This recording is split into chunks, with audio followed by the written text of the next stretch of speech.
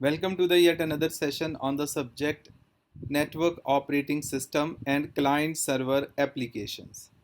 The topic of today's discussion is the Client Server Applications. तो हमारे पिछले lecture में हमने डिस्कस करा था basics of client server model. हमने डिस्कस किया था कि क्लाइंट सर्वर मॉडल क्या होता है, इसके मेन कंपोनेंट्स कौन से हैं, कौन सी टोपोलॉजीज़ हैं और कौन कौन से मॉडल्स हैं within the client server architecture. तो आज हम बेसिकली डिस्कस करेंगे the various applications of client server model. तो चलिए स्टार्ट करते हैं आज की डिस्कशन। तो when we talk about client server applications, तो जो क्लाइंट सर्वर मॉडल है, जब हम उसकी एप्लीकेशन की बात करते हैं तो उसकी जो एप्लीकेशंस हैं वो बहुत अलग अलग तरह की है, क्योंकि in client server architecture no multiple computer equipments infrastructure and software programs work together. Client server architecture में बहुत सारे कंप्यूटर्स, सॉफ्टवेयर, अलग अलग तरह का हार्डवेयर, ये सारे मिलके काम करते हैं। तो जब ये इतनी चीज़ें मिलती हैं तो जो उसकी सर्विसेज होती हैं या एप्लीकेशंस होती हैं वो भी एक दो तरह की नहीं होती, वो भी हमारे पास मल्टीपल टाइप्स की होती हैं। तो जब हम क्लाइंट सर्वर एप्लीकेशंस की बात करते हैं तो मेन जो एप्लीकेशंस हैं क्लाइंट सर्वर आर्किटेक्चर के अंदर, वो हैं file sharing, database, groupware, transactional, distributed, और इसके अलावा बहुत सारी आपके पास नेटवर्क सर्विसेज होती हैं। तो आज के लेक्चर में हम इन्हीं सर्विसेज को वन बाय वन डिस्कस करेंगे। तो सबसे पहले डिस्कस करते हैं फाइल शेयरिंग। तो फाइल शेयरिंग जो है that is the most widely used service on the client server architecture. तो अब फाइल शेयरिंग में क्या होता है कि बेसिकली जैसे हमने कल डिस्कस करा था कि क्लाइंट सर्वर आर्किटेक्चर में हमारे पास एक सर्वर होता है और मल्टीपल जो क्लाइंट्स होते हैं they are connected to the server for the services. तो मान लीजिए ये सर्वर है और ये हमारे क्लाइंट्स हैं। तो फाइल शेयरिंग में क्या होगा, सर्वर के पास कुछ फाइल्स होंगी लाइक दिस, फाइल स्टोर्ड होंगी सर्वर पे, और जो यूज़र हैं उन फाइल्स को रिक्वेस्ट करेंगे और सर्वर जो है वो फाइल्स जो है क्लाइंट्स को प्रोवाइड करेगा। तो इस तरह से आपकी जो फाइल होगी वो एक सिंगल लोकेशन पे पड़ी रहेगी, but that single file can be shared by the multiple clients. और फाइल शेयरिंग में आपके पास रीड ओनली हो सकता है कि आप सिर्फ रीड कर पाओ, हो सकता है कि आपके पास डाउनलोड परमिशंस भी हों। तो ये सारा जो सिस्टम होता है इसको हम बोलते हैं फाइल शेयरिंग। तो the files will be stored on the server, और जिस सर्वर पे फाइल स्टोर होती हैं ऐसे सर्वर को हम फाइल सर्वर कहते हैं। तो अब यूज़र जो है उन फाइल्स को एक्सेस कर सकता है, उस पर अलग अलग परमिशंस हो सकती हैं। यूज़र रीड ओनली परमिशन हो सकती है, मींस यूज़र सिर्फ रीड कर सकता है, या उस पर उसको डाउनलोड की परमिशन भी मिल सकती हैं। यूज़र फाइल्स में पर्टिकुलर फाइल को सर्च कर सकता है। तो फाइल सर्वर में बेसिकली एक सर्वर मशीन होगी जिसके ऊपर फाइल्स स्टोर होंगी और clients will be able to request those files. अब जो हमारे पास दूसरी हैं क्लाइंट सर्वर एप्लीकेशन, जो दूसरी है that is called database centred systems या डेटाबेस सर्विसेज।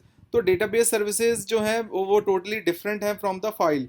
फाइल में क्या होता है कि सर्वर के पास क्या रहता है कि फाइल्स स्टोर रहती हैं उसकी मेमोरी में, क्लाइंट रिक्वेस्ट करते हैं उस फाइल के लिए और सर्वर उस फाइल को नो फाइल पे एक्सेस दे देता है क्लाइंट को, चाहे वो रीड ओनली हो चाहे वो डाउनलोड की हो, वो हो सकता है depending upon the privileges of the client.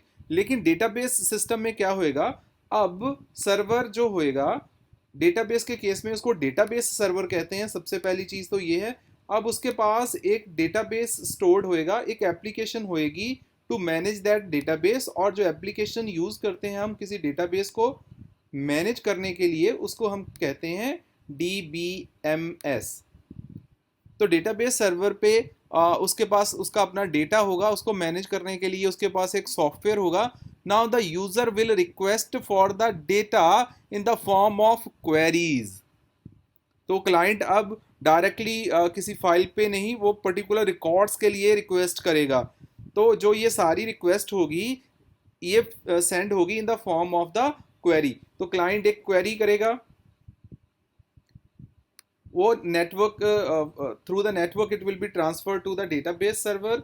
Database server पे जाके डीबीएमएस उस क्वेरी को एग्जीक्यूट करेगा और जो रिजल्ट है वो वापस रिटर्न कर देगा क्लाइंट को। जो हम अब हमारी डेटाबेस सर्विसेज हैं उनको हम दो मेजर कैटेगरीज में डिवाइड कर सकते हैं। पहला है जी डिसीजन सपोर्ट सिस्टम्स और दूसरा है ऑनलाइन ट्रांजैक्शन प्रोसेसिंग OLTP। तो डिसीजन बेस सपोर्ट सिस्टम में बेसिकली जो क्लाइंट है वो एनालिसिस के पर्पसेस से उसको एक्सेस करता है कि एक बड़ा सा उसके पास रिकॉर्ड स्टोर है सर्वर के पास। क्लाइंट ने कुछ एनालिसिस करने हैं ताकि वो फ्यूचर डिसीजंस ले सकें या अपने बिजनेस रूल्स को मॉडिफाई कर सके, तो वो एनालिटिक्स एनालिसिस के पर्पसेस से डेटा को एक्सेस करेगा। But in case of online transaction processing, the client will regularly edit, delete or insert the data into the database। तो डिसीजन सपोर्ट सिस्टम में मेन जो पर्पस होता है वो क्लाइंट का वो होता है एनालिसिस। वो ज़्यादातर उसमें बहुत ज़्यादा डेटा की इंसर्शन नहीं होगी, अपडेशन नहीं होगी, डिलीशन नहीं होगी। डेटा स्टोर होएगा, जो क्लाइंट का क्वेरी का मेन पर्पस होगा that will be analysis. But in case of online transaction processing system the main purpose will be to insert the data, to update the data, to delete the data. तो decision support system में ज़्यादातर जो targeted data होता है वो historic data होता है और ऑनलाइन ट्रांजैक्शन के केस में जो डेटा होता है वो करंट डेटा होता है जिसपे यूज़र ट्रांजैक्शंस परफॉर्म करता है। अब जो हमारे पास नेक्स्ट टाइप की क्लाइंट सर्वर एप्लीकेशन है वो है ग्रुपवेयर। अब ग्रुपवेयर में बहुत सारी चीज़ें इकट्ठी हो जाती हैं, तो चलिए अब डिस्कस करते हैं ग्रुपवेयर को एक बार। So uh groupware can be defined as software that supports creation, flow and tracking of non structured information in direct support of collaborative group activity.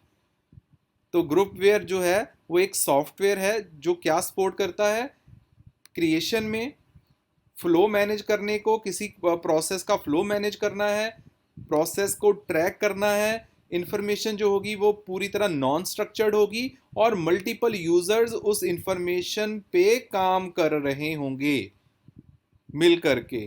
तो ग्रुपवेयर एक ऐसा सॉफ्टवेयर है जिसमें आप प्रोसेस क्रिएट कर सकते हो, फ्लो को मैनेज कर सकते हो। फ्लो को मैनेज करना मीन्स कहाँ से डेटा की एंट्री होगी, फिर किस प्रोसेस के बाद वो नेक्स्ट किस प्रोसेस में जाएगा, उसके बाद किस प्रोसेस में जाएगा। ट्रैकिंग मीन्स करंटली क्या स्टेटस है आपके प्रोसेस का। तो ये सारी नॉन स्ट्रक्चर्ड इंफॉर्मेशन होती है और मल्टीपल जो पर्सन हैं वो काम कर रहे होते हैं at the same time on all these things. And the groupware removes control over documents from the server and distribute it over a network। तो इसीलिए क्योंकि एक आप उसको डिस्ट्रीब्यूट करोगे तभी आप कोलैबोरेटली उस पर काम कर पाओगे। तो ग्रुपवेयर में अब हमारे पास मेनली 5 चीज़ें होती हैं। The first is multimedia document management, the second is workflow, scheduling, conferencing and electronic mail. तो मल्टीमीडिया डॉक्यूमेंट मैनेजमेंट मीन्स अब आप अपनी ऑडियो वीडियो फाइल्स को मैनेज कर सकते हो इस सर्विस के थ्रू।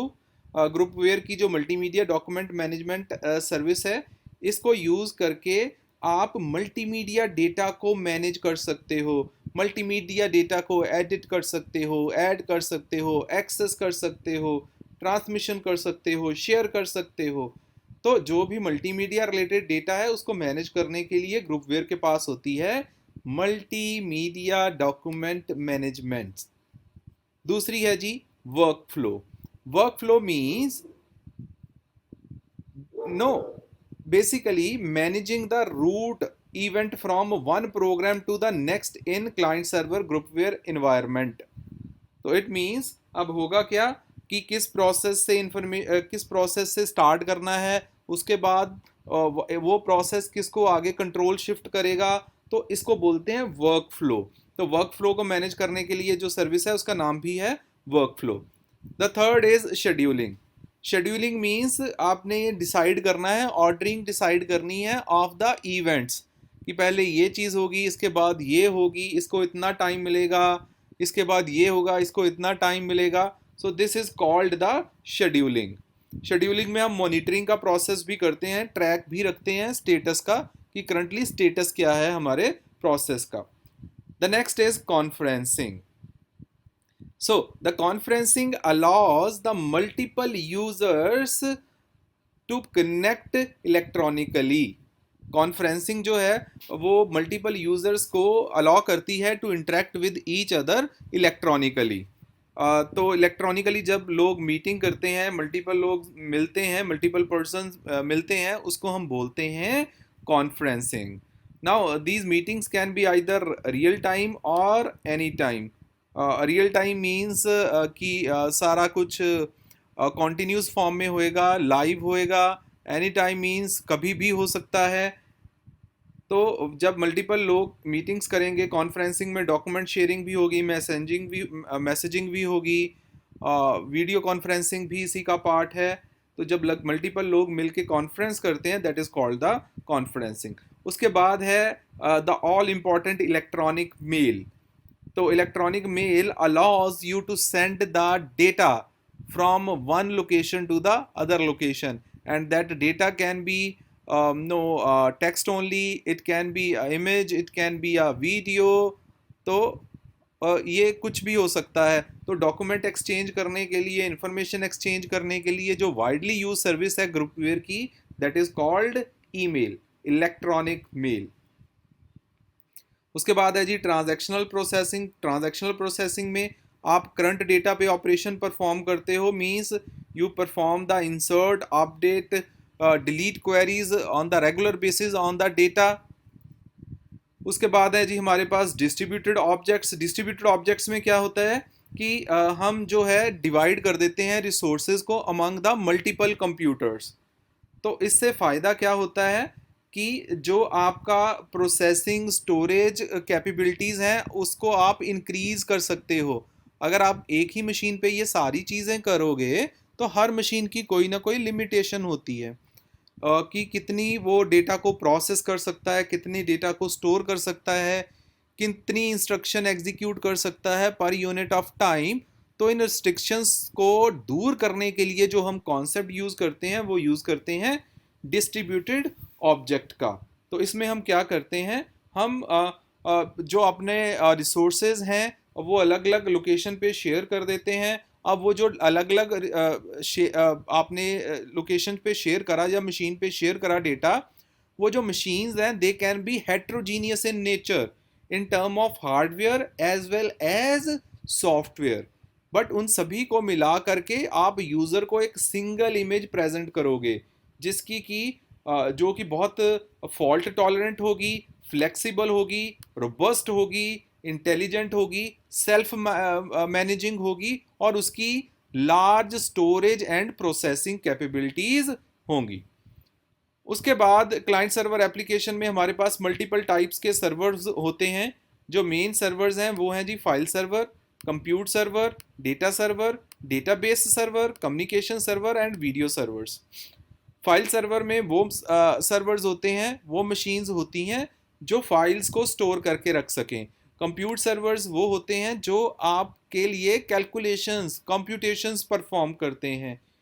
डेटा सर्वर्स जो वो होते हैं जिस पे आप ह्यूज अमाउंट ऑफ डेटा जो है वो स्टोर कर सकते हो, और वो data it can be a historic data.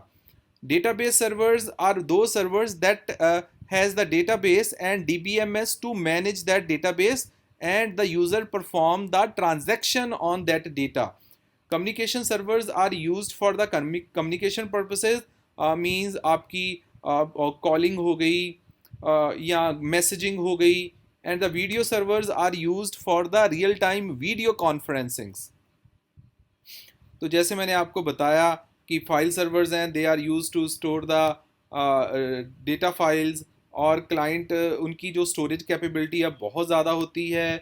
उनकी जो मतलब प्रोसेसिंग कैपेबिलिटीज़ तो ज़्यादा नहीं होती लेकिन उनकी स्टोरेज कैपेसिटी बहुत ही ज़बरदस्त होती है। उनका मेन पर्पज़ होता है फाइल को स्टोर करना और उस फाइल्स के ऊपर एक्सेस देना to the various clients. Compute server जैसे मैंने आपको बताया कि the machines that are used to perform the computations, जो जैसे जो मशीन्स हाईली जिनकी कंप्यूटेशन कैपेबिलिटीज़ होती हैं, बहुत सारा डेटा सेम टाइम पे प्रोसेस कर सकते हैं और कॉम्प्लिकेटेड जो है इंस्ट्रक्शन को एग्जीक्यूट कर सकते हैं. Then we have the data servers for storing the data, basically the historic data. उसके बाद है डेटाबेस सर्वर, आपका करंट डेटा जिसमें आपको रेगुलर बेसिस पे इंसर्ट अपडेट डिलीट के ऑपरेशंस परफॉर्म करने होते हैं. कम्युनिकेशन सर्वर जिसमें आप कम्युनिकेशन आपका मेन मोटिव रहता है कि टेक्स्ट कम्युनिकेशन हो गई, ऑडियो कम्युनिकेशन हो गई, इलेक्ट्रॉनिक मेल हो गया. Then we have the video softwares. इसके अलावा वेब सर्विसेज होती हैं आपके पास. अगर हम नेटवर्किंग सर्वर्स की बात करें तो नेटवर्किंग में हमारे पास मेन जो सर्वर्स होते हैं वो होते हैं वेब, DHCP, DNS, प्रॉक्सी,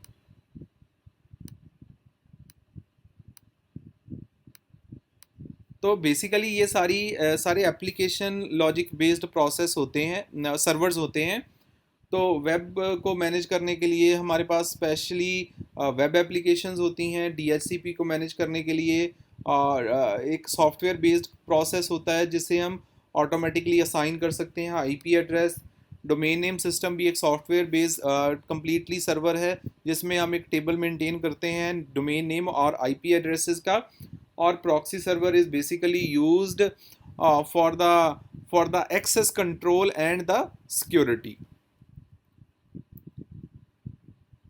तो ये था हमारा आज का टॉपिक जी. आज हमने बेसिकली डिस्कस करा the various types of the client server applications. तो क्लाइंट सर्वर एप्लीकेशन में हमने files sharing, database centre systems, groupware, transactional processing और डिस्ट्रीब्यूटेड ऑब्जेक्ट्स के बारे में बात करी. उसके बाद हमने डिस्कस करे some of the various types of the servers in the client server architecture. की क्लाइंट सर्वर आर्किटेक्चर में सर्वर कितने के तरह के हो सकते हैं मेनली हमने बात करी. तो मैंने इसके अलावा आपको नेटवर्क सर्वर्स के बारे में भी थोड़ी सी इंफॉर्मेशन दी. So that concludes our today session. I hope you are clear with all the concepts. Thank you very much for joining. Have a very nice day. See you in the next